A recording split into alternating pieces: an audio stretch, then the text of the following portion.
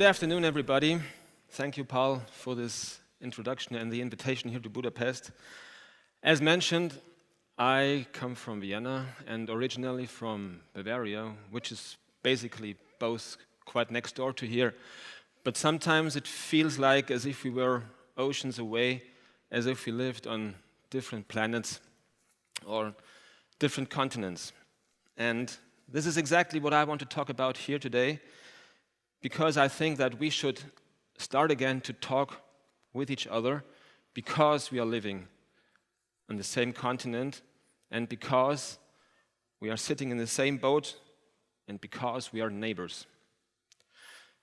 Don't worry, I don't want to bore you with the hassles of the present. I want to talk about the future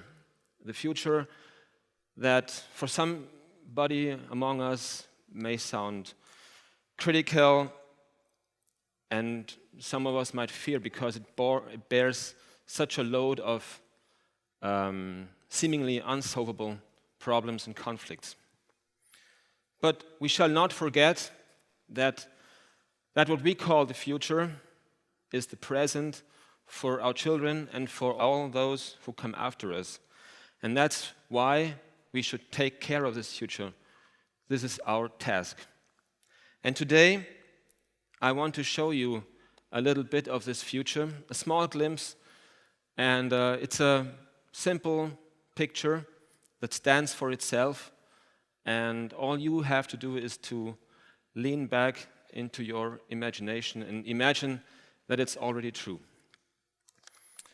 My host, Paul, told me during our preparation talks that seeing is believing. And first I thought this is some kind of media bullshit, but after a while I realized he's right, actually.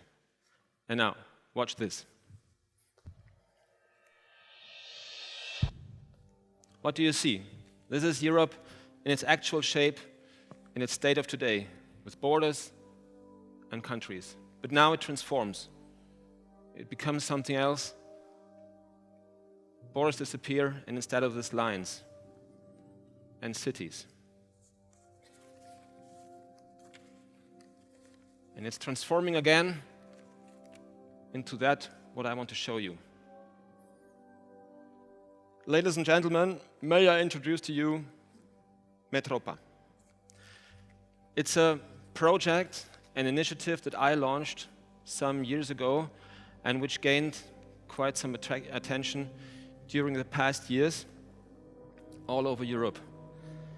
And what do you see actually? It's lines and cities instead of countries and borders. It shows Europe as an entity. It shows Europe, the continent we're living in, as a city. And Metropa is its transportation system. But it's not about transportation only. I'm no engineer, nor am I a politician or a company boss. I'm an artist, and I use art to address you, the people, because I know that you will rather follow art instead of technical and economical details. I show you a grand plan of what maybe could sometimes be Europe, and you can do whatever you want with it. But I know that out here in this audience or on the streets, there are plenty of people who could maybe sometimes transform this into a reality and who could transform this into something that we could once use. But I know that we should make Europe a dream again, and I also know that dreams always start in the unreal. Paul told me, again, that I have 5 minutes here to attract your attention, to grab it, and I want to use these 5 minutes to take you on a trip into the future. Leave behind the past. Leave behind borders and airplanes. Leave behind nationalism, narrow-mindedness, and populist stupidity. This network, Metropa, is not about trains only. It's about ideas, thoughts, cultural exchange, and dialogue. and it's about our common future, because we are neighbors and will always be. And I think that mobility plays a key role in this future because it's about being connected instead of being separated by borders.